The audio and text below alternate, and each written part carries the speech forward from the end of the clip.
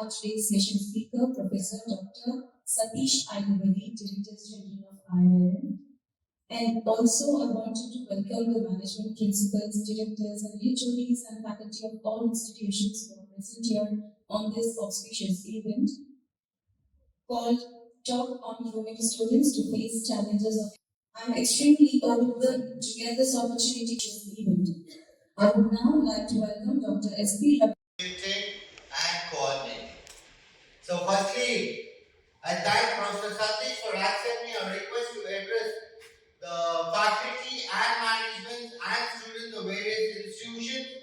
So thank you very much, sir.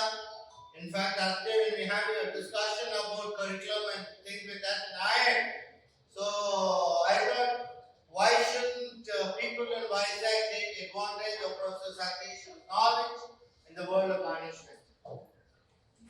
I can tell only one thing.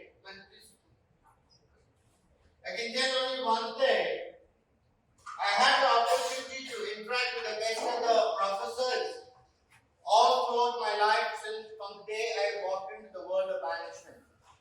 Called 1986. So firstly, I started learning management from Professor K.K. Das. Professor who had pioneered management education, being a first Indian to get doctorate from Harvard Business School and to teach in Harvard. So talking to him is interacting with the books of management. Why? Because he used to talk of, I used to say, I am Pandey, finance. He used to say, Ravindra Pandey behaves like this. When I used to talk about Philip Kotler, marketing, he says, Ravindra Kotler's attitude is this. So I didn't know, how can I know about the authors of management? In and out through my professor K.K. Das. That was the greatest opportunity I could get.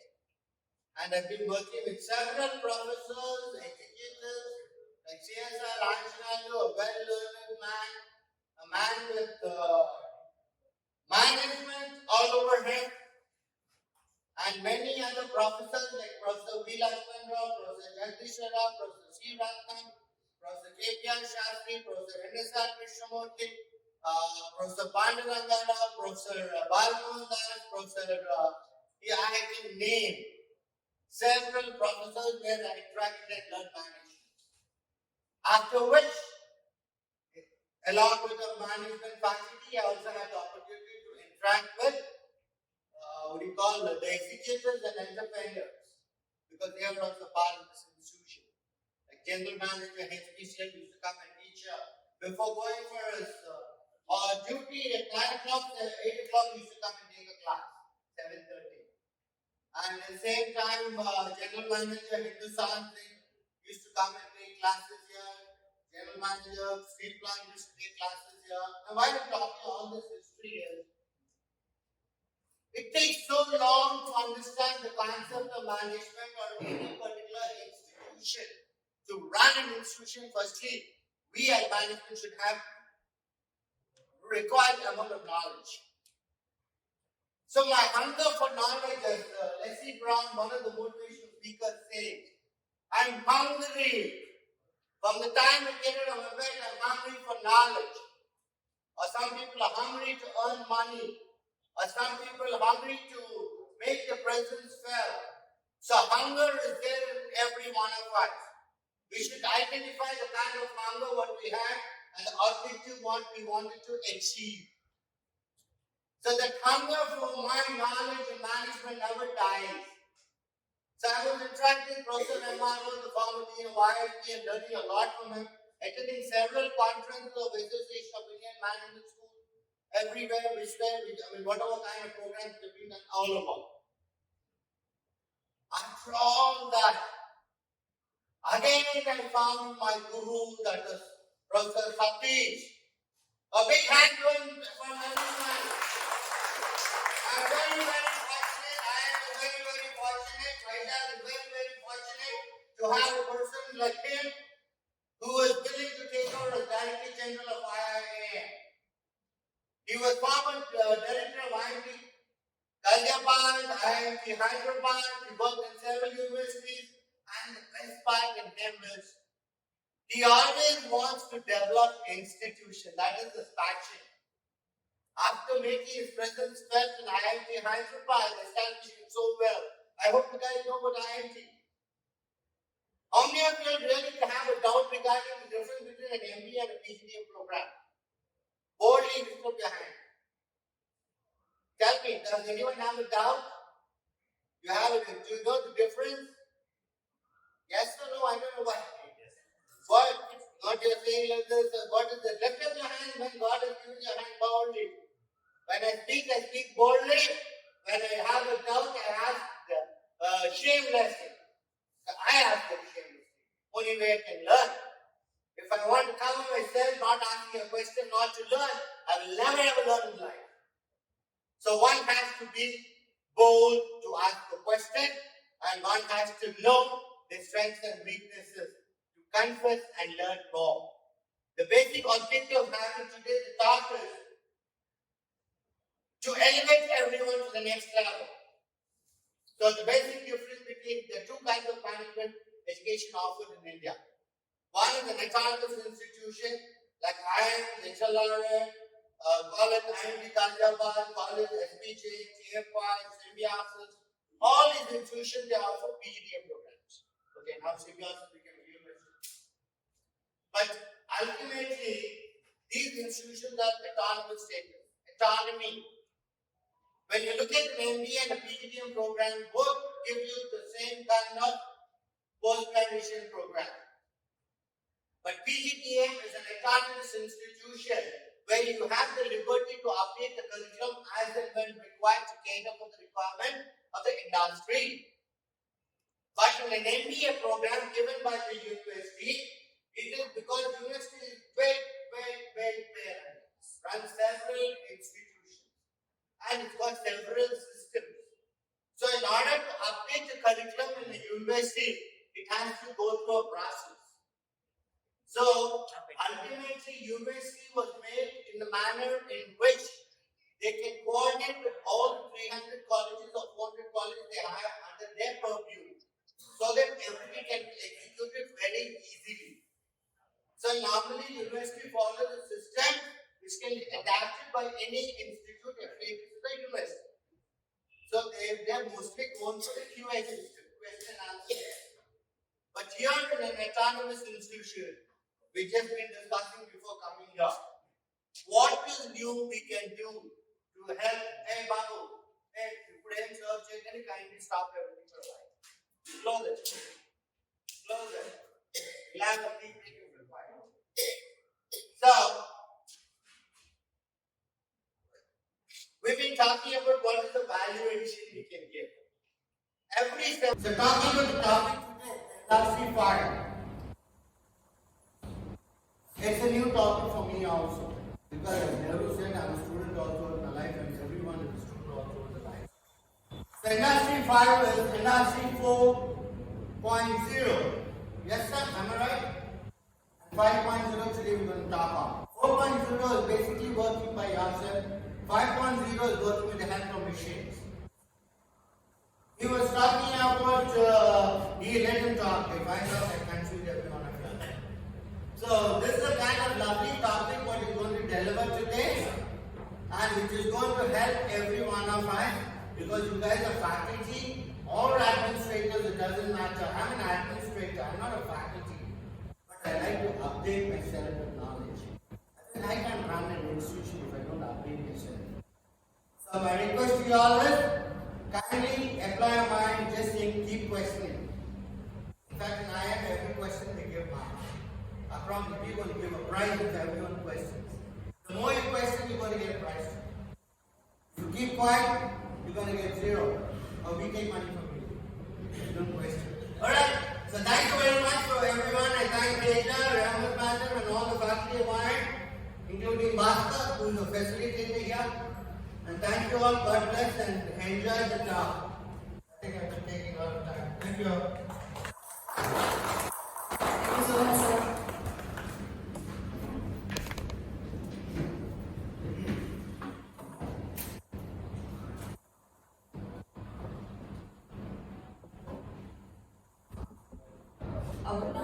welcome today's session speaker, Professor Dr. Satish Ailawadi, third member of Board of Governors and Executive Director, NK Education and Research Foundation, Ailawadi, former Director, IIT Hyderabad and KG Surya Institutions of Management Studies and Research, Mumbai, former Professor Emirates, IIT Ghaziabad, Professor Satish Ailawadi, over 27 years of experience in the field of vendor development, imports, purchase, stores, materials management, logistics and supply chain management in electronics, synthetic fiber and textiles industry. Over 20 years of experience in teaching materials management, operations planning and control, logistics and supply chain management, total quality management, business process, re-engineering and productivity techniques at postgraduate level. Authored a book on logistics and supply chain management published by Hall India Private Limited, New Delhi. Life member of Indian Institutes of Materials Management, Mumbai, and also fellow of Institution of Engineers, India. Member of Indian Institution of Industrial Engineering, member of Board of Studies in Operations Management of University of Mumbai, member of Academic Board of Durga Devi Sara Institute of Management Studies, Mumbai, member of Academic Advisory Board of Data Management of Management Studies, Nagpur.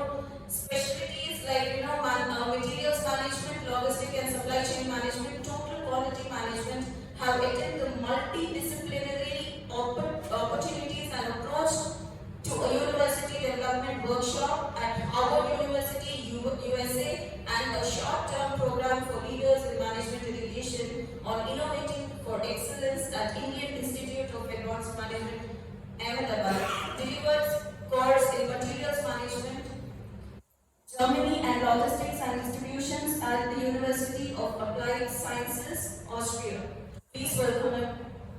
Give him a big round, please.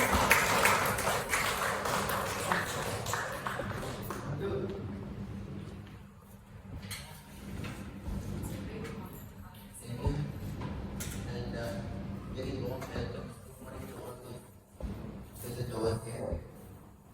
The talk of today morning will be basically very contemporary topic, which is the need of the hour. How do we groom students to face challenges if they are going to be in their future industry development?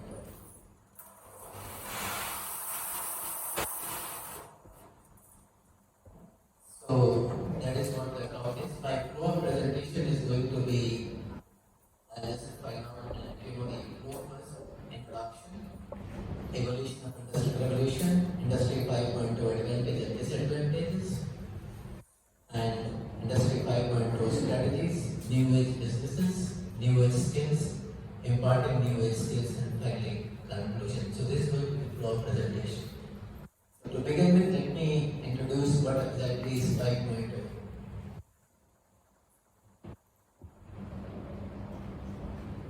5.2 is the industrial revolution. Can you make presentation? The one section very nice.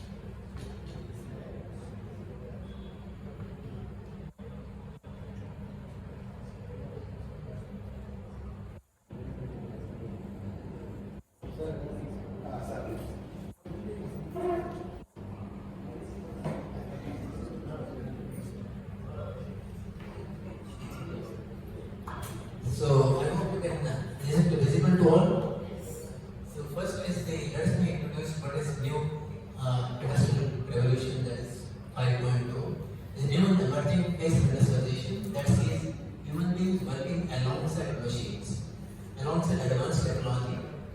Artificial intelligence powered robots to enhance workplace processes. So the kind of industry which we are going to witness shortly, where people will be working along with machines, particularly artificial intelligence process, robots, etc. And objective being same, increasing productivity in the workplace. And more human-centric focus and increase resilience. Resilience will mean flexibility and agility. The companies will have to become more agile and more human-centric. It is not only customer-focused, it is also employee-focused. When we say customer-centric, it is not just the external customer, it is basically human-centric. Be it a customer, be it an employee. And improved focus on sustainability. It is not just making profits. The new industry is also going to look at the sustainability. How we can position our processes, our products, our services, which also lead to a sustainable growth and environment which are not polluted, which are not damaged. So all the industrial operations will be more sustainable operations. It builds upon Industry 4.0. The foundation is Industry 4.0. Industry 5.0 is going to evolve once we have fully developed Industry 4.0, which we are currently. This is enabled by development in IT, that is 4.0. Developments IT including artificial intelligence, automation, big data analytics, Internet of Things, machine learning, robotics, smart systems and virtualization, which we call AR, VR, augmented realities and virtual realities. So the foundation is already laid for Industry 5.0. So we have today AI, automation, big data analytics, IoT, robotics, all these are already there in the industry. And once this is established, matured, and now we are going to build over this.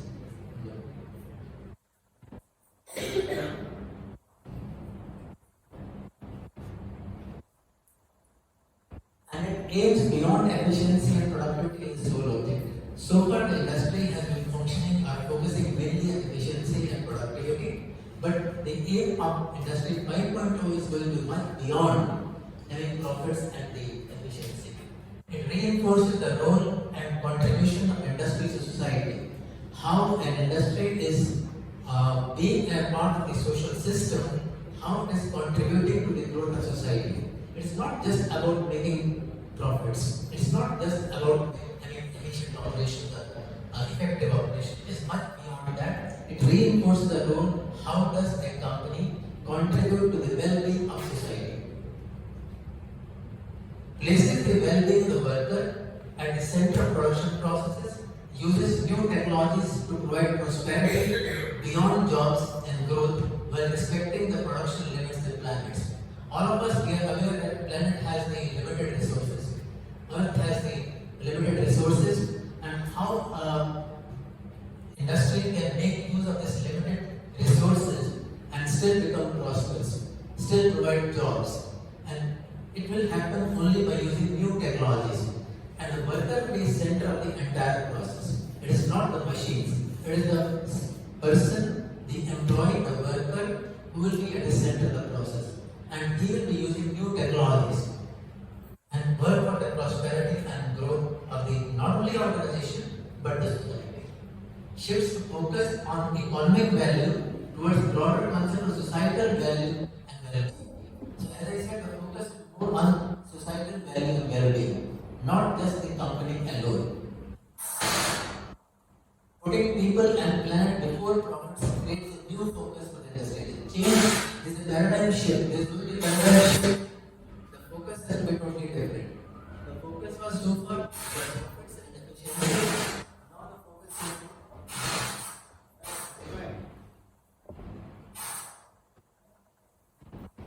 now the focus will be more on new focus, that is what society. Focus is more on employee, the worker. Goes beyond industry to encompass all organizations and business strategies to create a broader perspective than seeing industry 4.0. So perspective is going to be broader.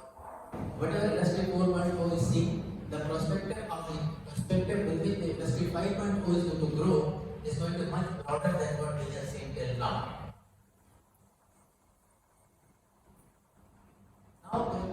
talk about how we have reached this industry 5.0, how we have evolved from 1.0 to 5.0. In brief, industry 1.0.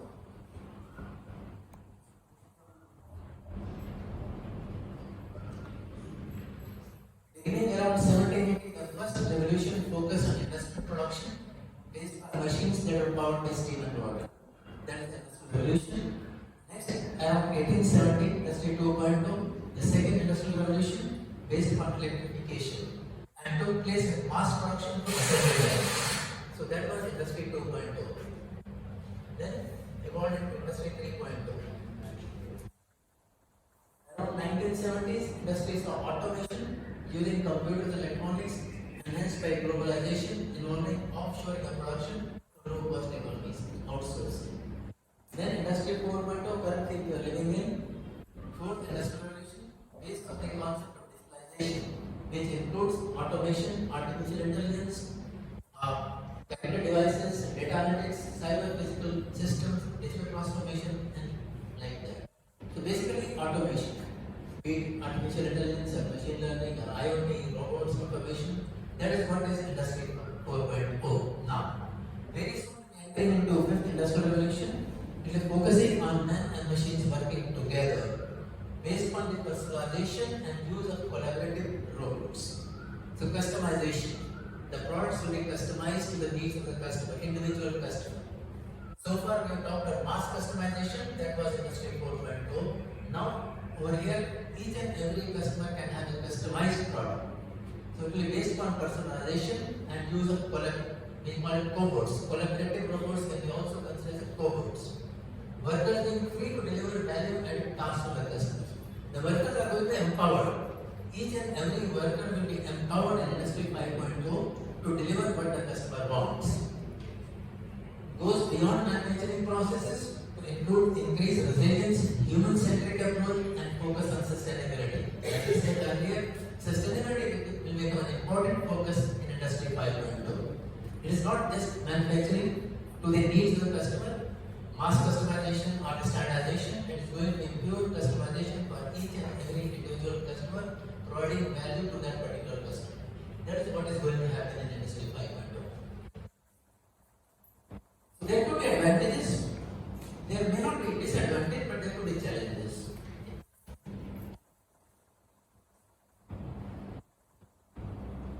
Advantages: creation of higher value jobs that support greater personalization of customers.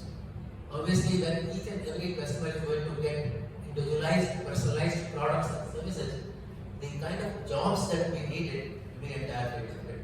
Each and every job will create a higher value for the customer. Improve design freedom for the workers. Workers will be able to design the way they want to. So their knowledge, the skill sets will be different.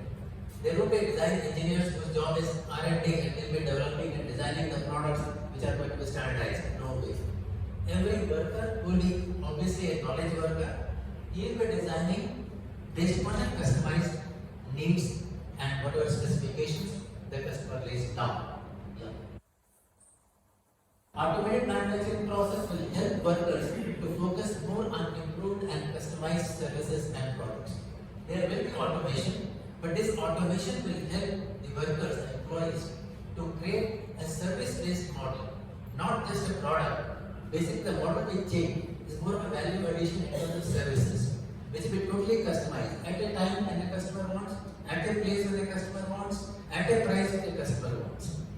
So these are all personalized services which Industry 5.0 will be able to provide. Increased focus again on sustainability and resilience will help businesses to become more agile and flexible. Obviously, when you want to provide goods customized to each and every customer, you have to be more agile and flexible. You should be quick to respond to the customer needs. That's how the competitive advantage will happen. The companies cannot exist without creating competitive differentiation. The competitive differentiation will be obtained only and only when you are very quick to respond to the customer's requirements and specifications. That is what is meant by resilience and agility. There could be challenges. Apparently, there are no disadvantages, but there are challenges.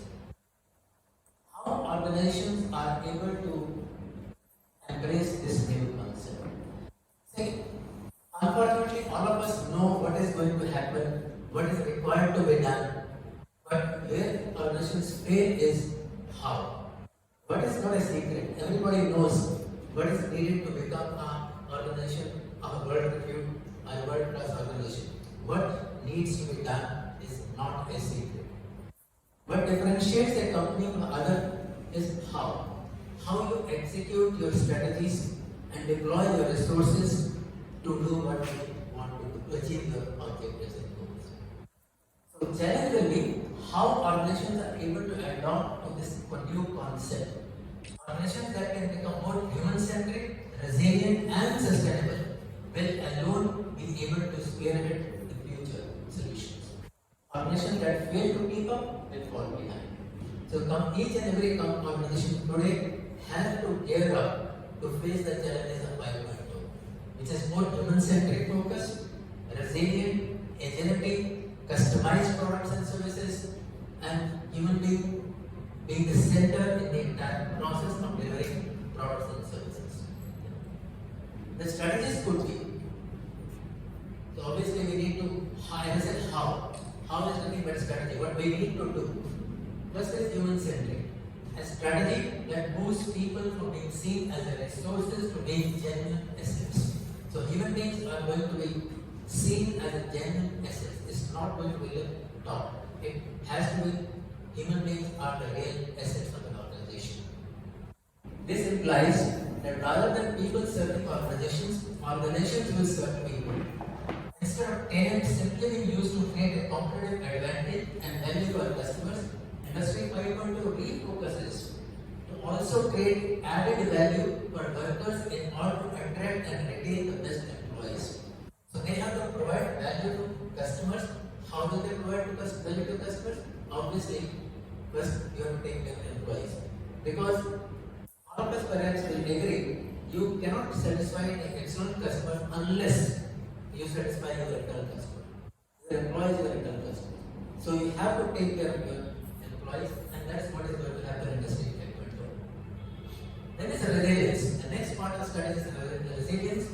As the world has become more joined up over the years, we have seen widespread impact of global matters such as COVID-19 pandemic and international supply shortages which we experienced in the pandemic. While many businesses look to improving efficiencies and optimizing profits, these factors do not improve resilience. If we continue focusing on efficiency, the effectiveness, the productivity, then we may not be able to resilient. Because when we talk about resilience and flexibility, we have to think in terms of providing services customized. So it may change the entire orientation of the business. Rather than focusing on growth, profit, and efficiency, more resilient organizations would look to anticipate and react to any crisis to ensure stability to such challenging times. So they have to foresee the challenging times and they should prepare, geared up to face those challenges which they are going to have unforeseen challenges. That's what we call it more VUCA, uncertain, vulnerable. Okay. So in this kind of circumstances, the companies have to create more resilience and flexibility. Third is sustainability, which is a very important dimension. Industry 5.0 extends sustainability from simply reducing, minimizing, or mitigating against climate disadvantage to actively pursuing efforts to create a positive impact. It is not just minimizing or mitigation the whatever damage has happened to the environment or climate. It is also effort to make a positive impact on the environment. Referred to as a net positive, the goal aims to make the world a better place to live with companies being part of the solution rather than being a problem or simply playing a lip service to sustainability goals for green washing, green logistics, green marketing, so on and so forth. So we have to become more sustainable. Companies have to contribute, the businesses have to contribute to ensure there is no climate damage. It's already as you're all experiencing, unusual rains, seasonal rains, droughts, famines, etc. etc. So with this, some idea we have what are going to be the challenges of 5.0, what are the strategies if we have to face these challenges. We have to be more human-centric, we have to be more resilience, we have to be more sustainable, we have to ensure sustainable processes, So these are the few strategies. Now, with this kind of things happening in the environment, obviously the businesses will have to be transformed. The kind of way we do business will have to be looked in a different way. Industry 5.0 will give birth to new business models, new age businesses. There will be a radical transformation in the way organizations do their businesses. Already there is, but there will be much faster pace with which the companies will start looking at how to do business. Advent of new technologies like AI, machine learning, blockchain, robotics, artificial intelligence, cobots, as I said, robots working alongside people will create new opportunities and give rise to new age possibilities like ChatGPT. I'm sure you are aware about ChatGPT, which helps you a lot. Even if you want to write a report, you can get to that. So new age businesses will demand new age skills. Obviously, when the way the organizations will conduct business is going to be transformed, naturally the skill sets also will be different. So what kind of skill sets are we going to provide to students? Industry 5.2 will transform the future of work and the workplace. Routine, standardized tasks will be automated. There will be demand for a different kind of skills in the students like creativity, leadership, emotional intelligence, social skills, problem solving, which will facilitate the human connection for solving multivariate complex problems. So creativity, problem solving, leadership, how to work with people and machines. So these skills will become much more important. Emotional intelligence. So these skills are going to be much more important than what we had till now. The top skills which have been identified by the World Economic Forum for 2025 can be categorized in 4 broad categories. 1. Problem solving skills, analytical skills, critical thinking, reasoning, creativity, and innovation. So when we are designing our curriculum, we have to take care that all these skills are embedded in the curriculum. So it is not just a rote learning. The way you ask the questions, the way the question papers are designed, the program objectives and the course learning objectives are aligned, will have to ensure the students have these kind of skills at the end of the program. Problem solving skills. Problem solving skills are important, analytical skills, critical thinking, reasoning, creativity, and innovation. Nowadays we talk about entrepreneurship. Sir was talking about incubation center. So why incubation center? Because we want to create entrepreneurs in the country. Things like that. So problem solving skills, creativity, innovation, these are going to be much more important skills. Self-management skills like active learning, resilience, stress tolerance, and flexibility. Learning, unlearning, relearn. These are going to be the hallmark of future skills. You learn, then become obsolete tomorrow. You unlearn that skill and relearn what is more important and relevant. Skills for working with people like leadership and social influence. Working in teams becomes very important. Interaction with people, influencing people with your thoughts and processes, and ensuring that happens. Skills for technology use and development. How to make a use of technology is going to be extremely important. So all these skill sets, skills are going to be very important for the coming industry 5.0.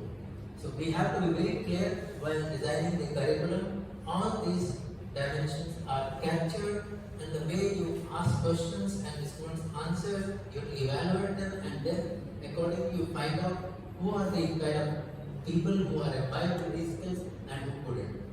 Further growth. Now, how do we impart new age skills?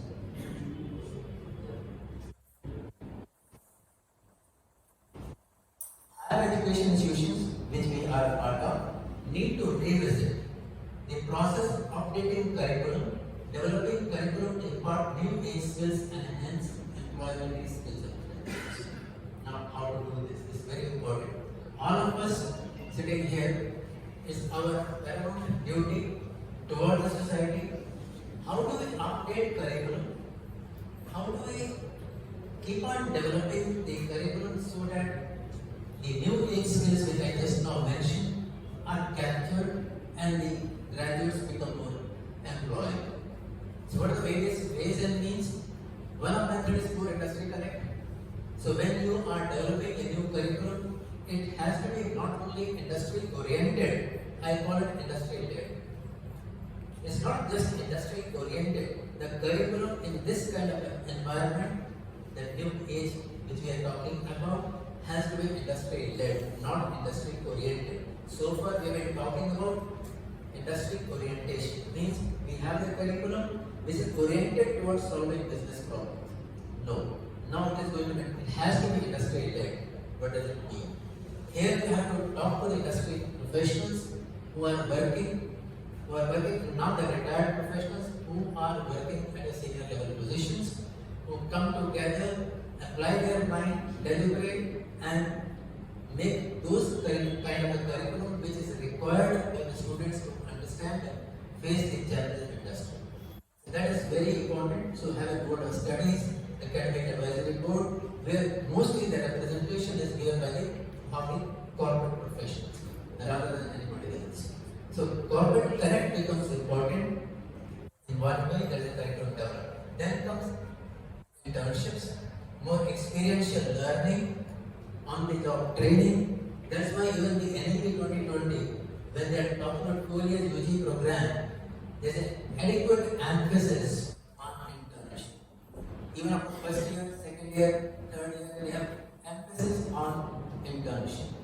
If you want to provide a research orientation on a final year UG program, you have to provide that orientation as well. The choice is yours.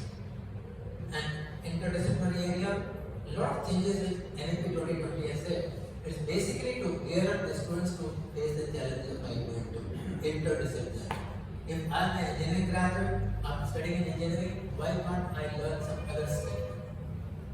That's interdisciplinary. So academic bank of credits, the student can have credits in different disciplines which may apparently be unrelated to the major discipline.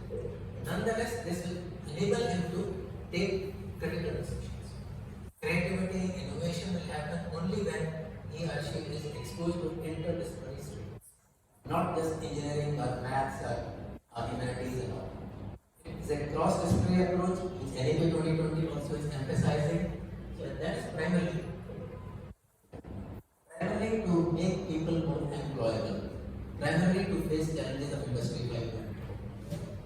Higher education institutions need to work with industry in designing, delivering updated industry-oriented curriculum. Here I mentioned industry-oriented, but my thought has gone ahead industry-led. It should not just be industry-oriented, it should be industry-led, led by the industry. So then alone, the employability of the students is enhanced and they will be able to have all these skills which I have just now mentioned.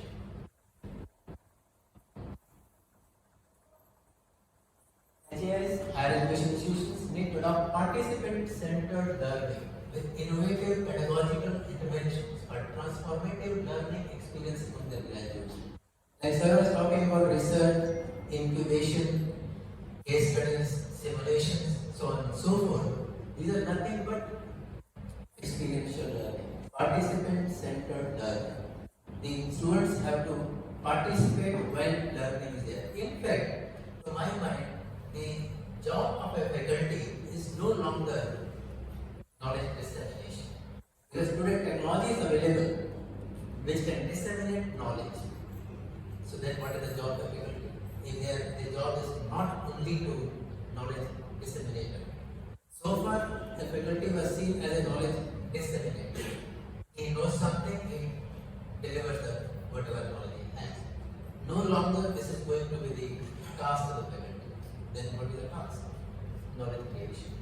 Unless he creates knowledge, unless he harnesses the new knowledge to solve the business problems, he will not be seen as a faculty with high potential. Okay.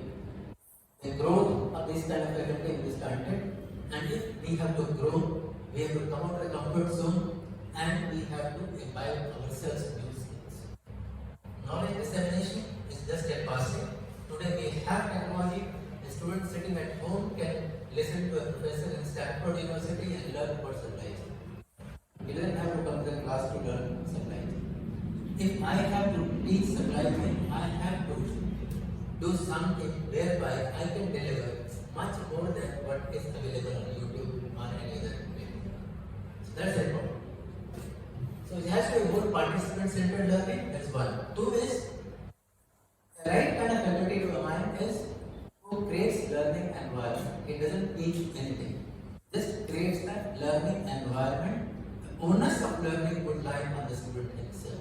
Okay. So this becomes a participant-centered learning. That comes through what? Simulation, case studies. So these are going to be important pedagogical tools. So pedagogical interventions may include, but not limited to case discussion, which I said, more participant interactive learning, flipped classrooms and hybrid, offline, online. Experiential learning can be offline, theoretical inputs can be given online. Practitioner session, as I said, close connect with the government. You have to ensure that the academic institutions are very closely working along with the government. Calling industry practitioners. In fact, I would suggest let part of every course, let's say 20%, I give it to you percentage, some X percentage, X can be decided, 10, 15, 20, whatever. 20% of each and every course will be delivered by the corporate profession. In that process, the students will be exposed to the contemporary knowledge, what is being practiced in the industry. So that will be much better and enable the students to face the challenges which are going to be there. And role plays and simulation, individual and group presentation assignment, corporate exposure visits, films and videos, long duration internships, live projects, addressing problem and problem. So unless faculty and students work together, as I said, harnessing knowledge for solving business problems. So faculty has to work towards that and the students have to engage along with the faculty. So that becomes a participant-centered learning. So the faculty along with the students are learning. Faculty also gets updated about what is happening in the industry, otherwise it becomes alienated from the industry and this knowledge is obsolete. Like I left industry almost 22 years back.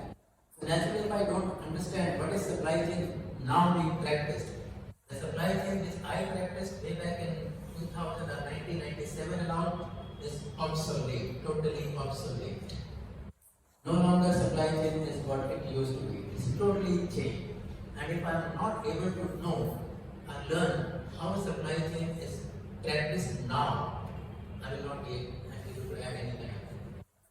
I have to keep on learning, and if I want an industry immersion for the students as well as faculty. Quite often we say like corporate exposure visits to students. Why not faculty? Let faculty also maybe visit industry or have industry immersion for 2 weeks in a year perhaps and learn what is happening, come back to the class and provide whatever he or she has learned. So exposure visits is not just for the students, it also for the faculty. The faculty has to get exposed to what is happening in the company. And obviously long duration internship now. Quite often my observation is internships are left to students on their own. The projects are assigned either by the faculty or the students choose their own projects and they work for whatever number of weeks, 4 weeks, 6 weeks, 8 weeks. They prepare a report which are easily available nowadays at cost. I'm sure you are aware of that. The project reports are available even at photocopying shops, at least my experience is that. When my son told me that this project report is easily available, go to any photocopying shop, pay money, and whatever project report you want, you can pick. And that is the story state of things. So it essentially means the internship should be more faculty-centered. It should not be left to the student alone. The faculty must keep in touch with the industry mentor while the student is doing internship. He has to jointly evaluate, jointly along with the industry mentor, jointly evaluate the student maybe once in a fortnight or once in 10 days. If it's a 2 months program, that is 6 60 days. He can visit once in 20 days or 3 visits in 2 months and find out the progress of the student, what he or she is doing. And along with the industry mentor, a presentation has to be made, the parameters have to be defined, and how the student has to be evaluated jointly by the faculty as well as the student. In the process, not only the student does a very robust kind of project, the faculty also develops connected corporate professional, which can lead to case studies, which can lead to some like consultancies or any such kind of collaboration. Right? So that's important. So pedagogical intentions which we have to think of today, we have to have this, not just a kind of a list, it's just indicative, it can be added. We can always debate, deliberate, add whatever we want to. But nonetheless, we have to ensure that all the pedagogical interventions we need today to provide to the students have to have this. Okay?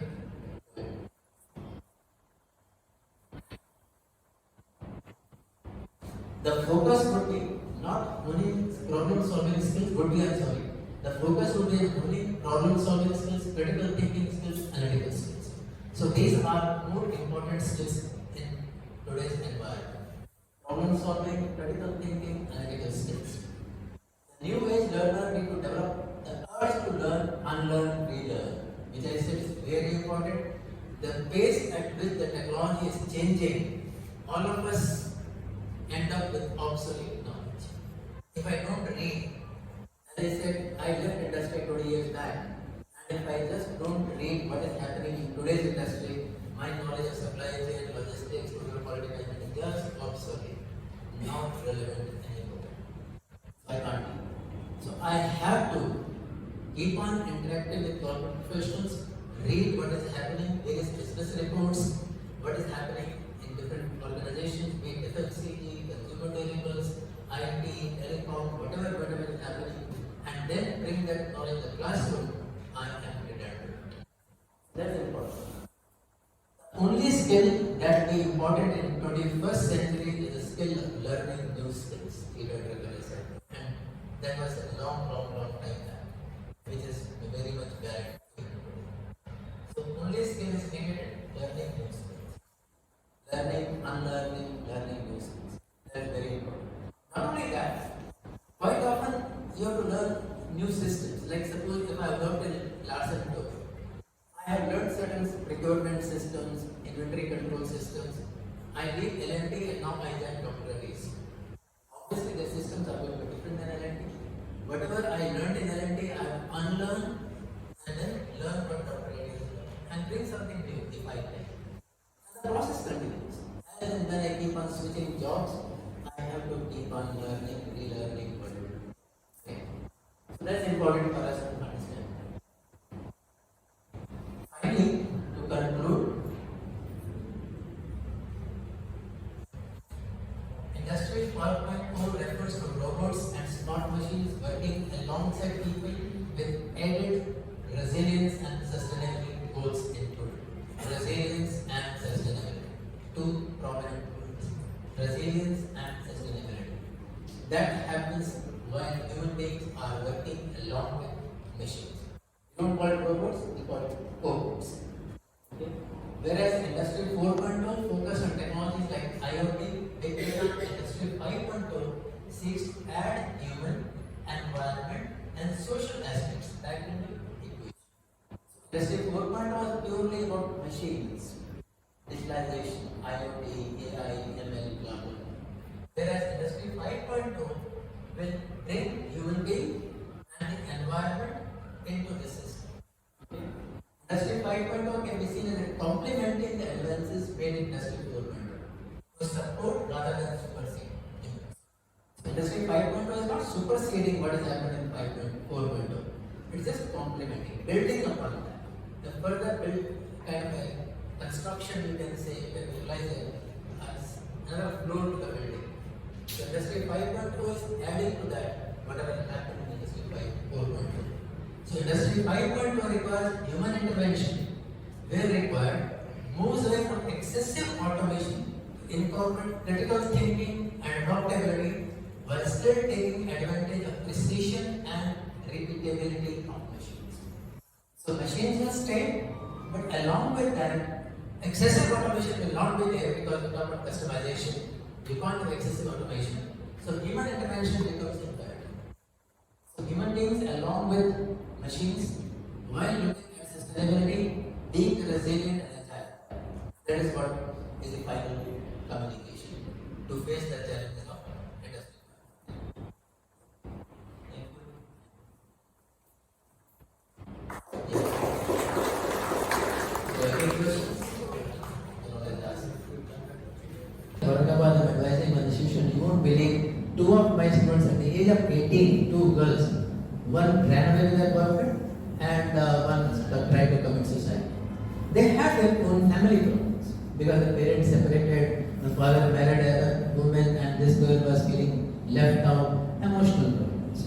But the mentors who is the faculty has to mentor these students so that they come out of these problems and they learn what is required to be done. So skill sets have to be upgraded, mentor-mentee process has to be made more robust because these days with the influence of media, lots of problems, the family structure is also undergoing a change for whatever reasons. I'm not judging that good, bad, whatever, but the fact is the family structure is undergoing a change. So which impacts the thought process of the student, the upbringing of the students, that impacts their academic performance. And therefore, the mentor-mentee process has to be more robust. If you find some students who are academically weaker and they are otherwise smart, but their performance is declining, they are another target segment to counsel them their personal, professional problems. Continuously mentor them so that they come out of their shell and become open to you. Here you have to have a skill like a psychological counselor. You also have to have that kind of skills, patience. The counselors will have a lot of patience. You can't get fed up. If the student wants to talk to you and he continues talking for 45 minutes, you feel better. No way, this will not work. Student has come with an expectation that will be heard, and many times student is not expecting any solution from you. Not at all. It happens, you ask any psychological counselor also. That when a patient comes, he is not expecting any solution from you. He just wants to be heard. That's all. You hear him patiently, half the problem is solved. Over. So that kind of skill sets we also have to have. So to summarize, your question is, skills which are present today will become redundant. We have to upgrade our own skills, be it a faculty or a student or an employee. Everybody will have to keep on learning and unlearning and relearning. That is the only solution.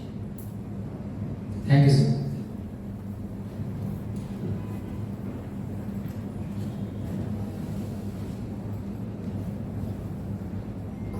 Good afternoon, everyone.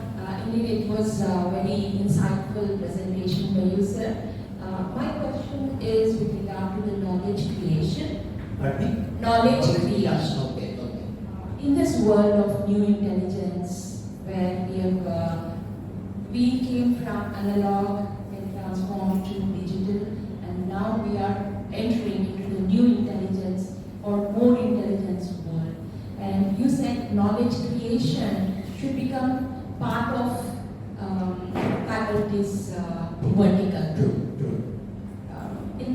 In this vertical of knowledge creation, how do we use the GPTs, the generative, the new chat GPT or Dawn or whatever it is, in order to create knowledge? Because the knowledge is everywhere. As a faculty, what is the advice that you would like to give us so that we can focus on it and then keep generating the knowledge for them to use it in the new era? Thank you, sir. Good question. What do you do when you want to create something? What do? You do research, right? You read what has happened in the past.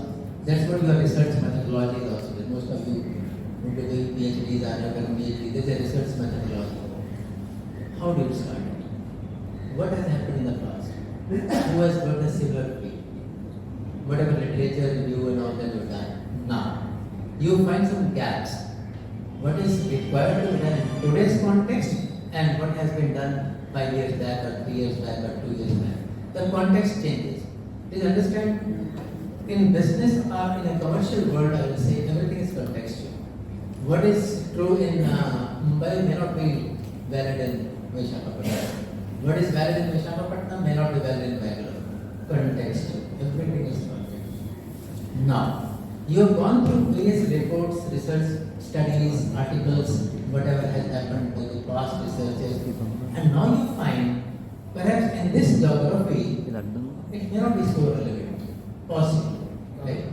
So why not I take this entire thought process and do some kind of a research in this particular geography or in this particular segment, maybe a target segment, a geography, a product, or whatever it is. So start working on that and then do some kind of surveys, research, and ask consumers, maybe consumer surveys, like how you do social science research, and have some hypotheses, test those, and finally you will come out with some new concepts which are valid only in this geography. So that becomes the knowledge creation, which is valid for this geography. As I said, everything is contextual. That may not be applicable in maybe in Delhi, possibly. What is valid in New Delhi may not be possible here. But nonetheless, you have created knowledge which is more relevant to this geography, which may not be relevant in New Delhi, agreed, but this is valid here. That is more important. So, knowledge creation, one is invention. That happens once in a century, like electricity, fine, telephone system, once in, like mobile handset is not an invention, it is innovation, meant for particular context. Likewise, you do some studies, how the technology, how the challenges of 5.0 with all your AI and ML and IoT can solve problems of this geography. That also could be research. How your traffic signaling system can improve with help of IoT. So that also one can work. So there are different areas where you can utilize and create knowledge. That is one. Second is harnessing new knowledge to solve business problems. So one is you create a knowledge, done, but now harnessing this knowledge, whatever you created, to solve business problems. Ultimately, see, your research has to be applied. It should be valid and it should be more applied rather than purely scholarly research which hardly few people read.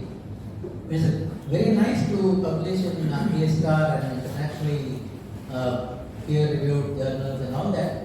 But in Indian context, again, I would say it should be more relevant to Indian industry. Like if you do some work on how IoT can help in improving traffic signaling system in Vizag, and then you give a report to the traffic department or whatever, whichever department, okay, and they apply this and solve the traffic problems. In Vizag may not have the kind of traffic problems in Mumbai. We have too much traffic problems, and Bangalore also a lot of traffic problems. So whichever relevant problems to your geography, you can always work on that and create solutions for them. Solving business problems is important. Harnessing new knowledge for solving business problems. Yeah. Good afternoon, sir. In fact, at the outset, I should thank Ravindra sir because he always creative, innovative, really provocates all of us with organizing such particular meetings like this. And Professor Satish sir, our director general, has given in fact a very, very detailed view of these things. So whatever you have said, in fact, has got a reinforcing effect on my thinking about how the management is actually evolving. See, the industry 5.0, whatever you have got and whatever I have understood, it is basically the extent usage of the robots and the smart machines and other things. So this is basically has come from out of the innovations from the science and the mathematics. If you really want to equip yourself with the skills which are required to face the scientific innovations, you need to go by science only. That according to what I feel is. Why I am saying that is, whatever management we have studied, in fact I was leading the financial management for almost 3 to 4 decades.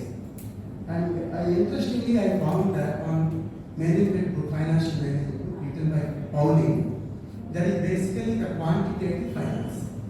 The quantitative finance does not speak about the theoretical finance. It speaks about the deviations, calculus, usage of calculus, and the movement, the profit movement directions in the form of vector analysis. I was really surprised being a person having mathematics and finance background. I thought that probably this is the future of the finance world. That's what exactly happening.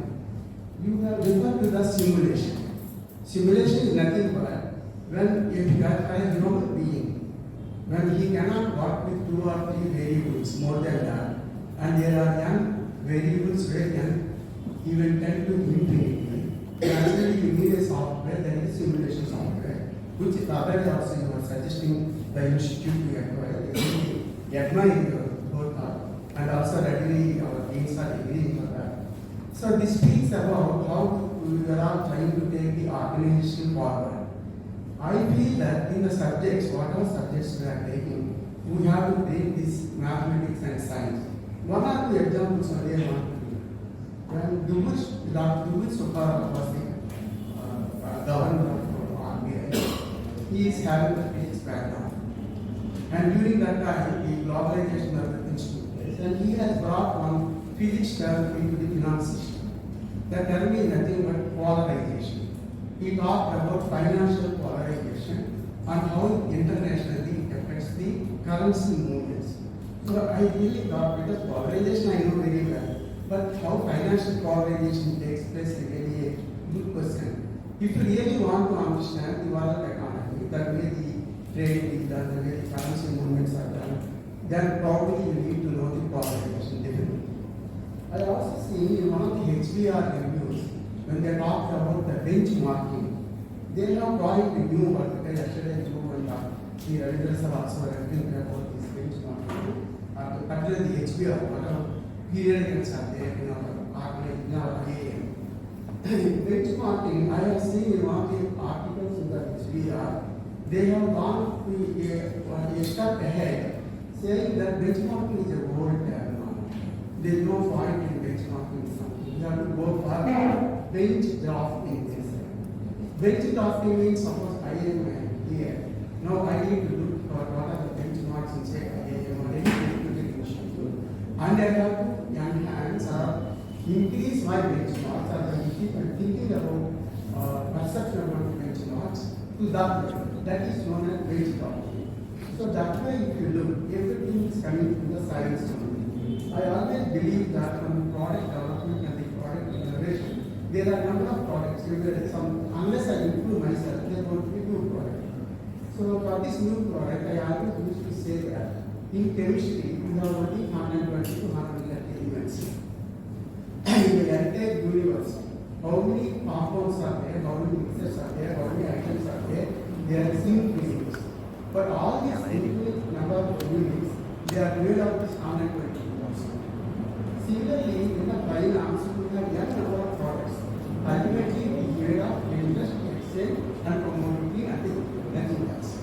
So that way, I think that when we talk to students, we have to bring these mathematics and science concepts also simultaneously, so that the students' understanding about the entire future will definitely be much enhanced. Suppose we think about the Maslow's theory of hierarchy. What is the theory of hierarchy? We need only the monetary related thing, then the social related thing, then we go to the self-actualization. Self-actualization is the highest point. That is self-actualization. After reaching the self-actualization, then only we have to do whatever we want. We have achieved that. So that is mathematically we have arranged at the peak. If the peak is nothing but the second iteration of any function, mathematical calculation of mathematics. So that way, if we can bring this type of mathematics into our system, mathematics and science basic, we don't have to talk about first integral, second integral, it's not required. But the basic things we can really bring around the system, I think the conceptual clarity of the students will definitely enhance, and they enhance skills will definitely intend for the efficiency to handle the future situation or the industry might control really and I think to say I really appreciate you. Whatever concepts I have in mind, I thought that I share with you so that I know the thank you very much. See, actually, whatever you said is nothing but what I have also said. What is NEP 2020? You said if I have to, I'm teaching a financial modeling, some concepts of mathematics, statistics, physics, chemistry, at a UG level, the NEP 2020 says it has to be a multidisciplinary education. It cannot be only if I am doing BSc in physics. I can take even English literature as a credit. Okay, it's not that I am a student of English and so I have to only read English literature. No, I can take music also. I can take painting also. I can take film editing also. That's what UGC says, NEP 2020. So 4-year UG program will ensure that the basic things which you are taught about, students are geared up to assimilate wherever their interests lie. Depends upon the student's individual interests. Okay. So if I am an English literature student, also I want to know political science, geopolitics, so on. Nobody can stop me. I take a credit. If not on offline, online I mean it's available. So the academic bank of credits. I can attend online classes of geopolitics from University of Mumbai and I get a credit, which is added into my overall academic credits. So along with literature, I also know Indian Constitution, I also know public policy, so on and so forth. I become a holistic, developed student. With the result, I can be more problem solver, critical thinking, which I said. Critical thinking skills are important. If I am only learning English literature only, my skill sets are limited. But if I have multidisciplinary approach, my analytical skills, critical thinking becomes much better. So this is important, of course, and that is NEP 2020 has taken care. And when the students move to PG level, depending on his interest, he will opt for the various electives. If he doesn't want finance, so great, fine. If he wants finance, he has already learned about whatever you said. He has already learned in UG level. So he will be more acquainted and prepared to solve business problems. And I appreciate what you did. One more thing, and in the PG level also they have said it should be integrated program, especially a we call PGDA. And when we are designing the curriculum, we have to ensure that to meet these challenges which I spoke, you have an integrated program, technology, management and entrepreneurship. It's very important because today, as I said, companies, the recruiters, business organizations are not looking at pure technical skills or pure managerial skills. They are looking for different kind of skills, problem solvers, analytical skills, leadership, okay, willingness to take risk, innovations. So all this will happen when you create an integrated program. If I am a manager and I don't know anything about how IoT is going to help me in inventory control, I am an inventory control manager and I don't know anything about IoT, how am I going to use IoT in reducing my inventory? Today IoT is being used in industry to control inventory. I am an inventory control manager in a company and I don't know anything about IoT. I can't control. Okay? So I lose my job. As simple as that. So to have this kind of a concept, you need to have integrated programs and management which integrates business, technology and entrepreneurship. Why entrepreneurship? You can ask the question, why entrepreneurship? Because entrepreneurship doesn't mean only a person who starts his own business. While working in an organization as Google, for example, allows people to work on their own ideas 30% of their time every day. I repeat, every day, 30% of the time, employee can work to build on his own ideas. And that's why Google has come out with a plethora of products and services. It's a very innovative company. So the reason is they encourage their employees with entrepreneurial approach. Entrepreneur is one who risks his finances, obviously, but entrepreneur is risking his time and effort. He may or may not succeed, we don't know. But nonetheless, he is given an opportunity to think, innovate. So these are the three integrated skills will be required: technology, business, and entrepreneurship. The curriculum has to be designed in such a way that all these verticals are taken care of. Any questions? Sir, I'm Dr. Kasim from Sankeyika Engineering College. Thank you so much for Ravindra sir and Teja sir to bring all the different heads from different colleges of AGPI under this roof, which is very innovative, and thank you so much for giving information about it. So I have a small question like, is there any resemblance between society 5.0 and this industry 5.0, sir? Your about is there any society 5.0? Society 5.0 and industry 5.0. Is there any resemblance between these two? Because that also works on the human. See, at every stage of industrial revolution or development, whatever you may call, it has to be aligned with the societal needs. Though we may not call it society 1.0, society 2.0, society 3.0, fine. We call it industry 1.0, 2.0, blah blah blah.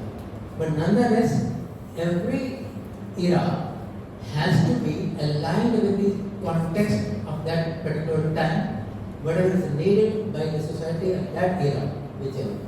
So obviously, in today's era, the kind of society which we are living in, or we are going to live in, the next generations obviously, the industry 5.0 have to work towards the betterment of society, so-called society 5.0. There has to be an alignment. They can't be separated. You can't have this is industry 5.0 and this is society 5.0. Ultimately, why this industry is existing? As I said, sustainability, climate damage has to be solved, okay, has to be taken care of. Not just the problem solver, they have to solve the problems of climatic changes. So they are the part and parcel of solutions. So ultimately they are working towards the prosperity society. So there has to be a collaboration and the levels have to accordingly align. That's true. Thank you, sir.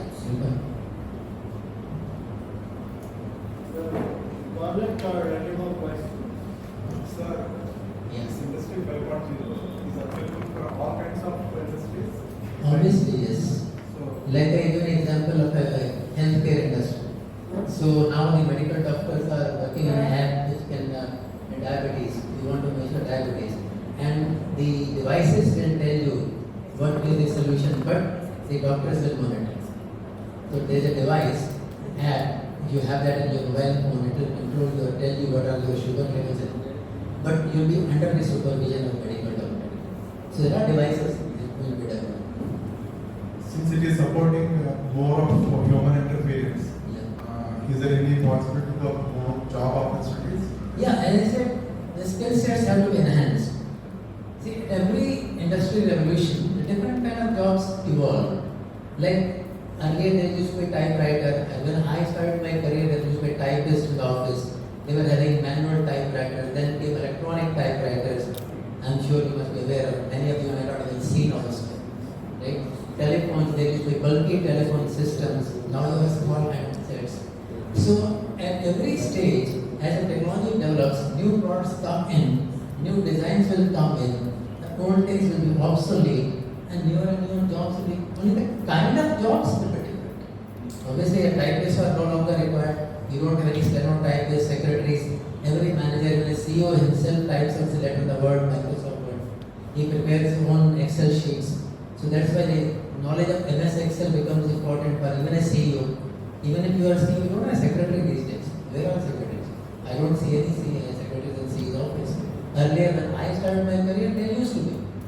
Because manual dictation, they will write. Today, every CEO drafts his own letters on the Microsoft Word. So skill sets are going to be different. You analyze your data, like data analysis will become very important skill. That's the demand of data analyst comes in. So how you take decisions with the humongous kind of data from various sources you are having. You have like online reviews are there, you are going to develop or launch a new product. So you go to the reviews of your competitors. Some may be good, some may be not not so good, but how you sift that data which is relevant to you. This student data is available from various channels across the globe. So how you take decisions, right decisions in presence of this entire data, that is the skill sets. So kind of jobs will be different. But nonetheless, there will be unemployment. I don't see any unemployment. Unemployment only those who do not want to upgrade their skills. That's a different story.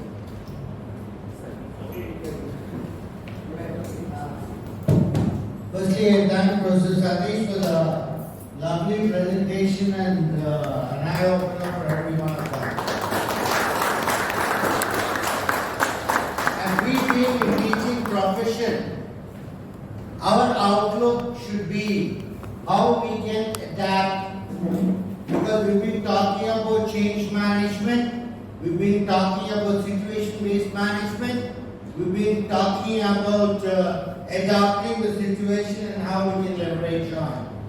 So basically management is something where we as faculty for management should be in a position to conceive the concept and how we can execute the concept in our profession. It may sound more like industry relevant, related, but when it comes to teaching, it is we people who have to leverage on the technology to the full extent. For example, recently I've taken over as Workers International President. So I thought, how can I reach world over? By sitting in the corner of the country. So the best way is leveraging on every strength on social media, leveraging on the kind of, I have a team of digital office today. I felt I cannot work without a digital office. I need a web designer. Web designer will come Naveen, and this guy Rohit is a social media person. Please stand up and say hello. And we have Kalyan as the designer. No, because what I'm trying to talk is, you people being in the profession of teaching, gone by the days where you buy not the book and try to present it to the students. How you can leverage on the technology, how you can leverage on YouTube, how you can leverage on every strength what you have, which can help you to be an effective teacher. So you are asking, are the jobs available? No job is available anywhere. You have to create a job by making a difference. So attitude of faculty should change. It should not be stuck in the good old manner how we guys have learned classes or subjects. So why I am organizing all this is so that you people can really open up your mind and start leveraging on all the strengths. Why we trying to provide a good workstation for every faculty is so that you can really work on by yourself. We don't have time to talk to a friend and have a gala time with a cup of tea, but we have to spend time on how we can leverage on. So these strengths will really help you guys properly, but try to understand the concept. Don't just go away. Start thinking. What did he speak? Why did he speak? Which way will it help us? And where we can execute and how we can execute. Understood? If you don't give a thought, everything is a stimulator. You have to stimulate your mind. You have to activate your brain. As Sir or someone was saying yesterday, probably you do muscle building to build up your muscle, but what are you doing for your brain? Are you doing meditation? Are you trying to really give a thought into your brain which can really stimulate your brain, make it active? And that's some exercise on your brain. But how much and how well you're trying to do that? So thank you very much, sir. It's been a great talk and probably it's an eye-opener for me at least. And I hope everyone will gain out of it. We'll have many more talks like this. So I request everyone to come. But as I said, people who question will get a prize. Can we give something to the people who have questioned, please?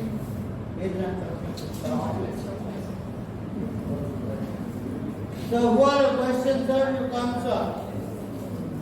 May I know your name and please say hello. Sir, you all who have come to question matters. Come, don't feel shy. Proud to be. Alright, come. No, because this is what I want a class to be. Interactive class. Congratulations and thank you. Congratulations, ma'am. Sir, you richly deserve. Sir is the work I have seen both world over. He worked in New York for the banking sector, and today he's helping higher at the faculty. Thank you very much, a great privilege. Any more? Teja, you deserve one, please. Alright. So thank you all, and sir, for the sweet talk what you've given us, we wanted to share it with you. So thank you all, and keep coming, and we'll have more fun like this. Thank you very much, and please, we can have a fellowship with interaction. Firstly, thank you so much, sir, for sharing the critical knowledge with us. And now I request Dr. S.P. Ravindra sir and Teja sir to hand over token of gratitude to Professor Satish Ailawadi sir.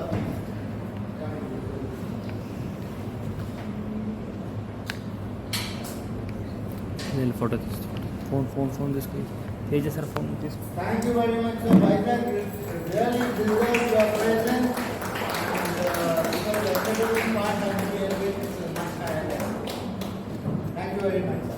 Very nice. So, we're going to join for fellowship. With this, I would like to thank each and everyone who has attended the session today, and I request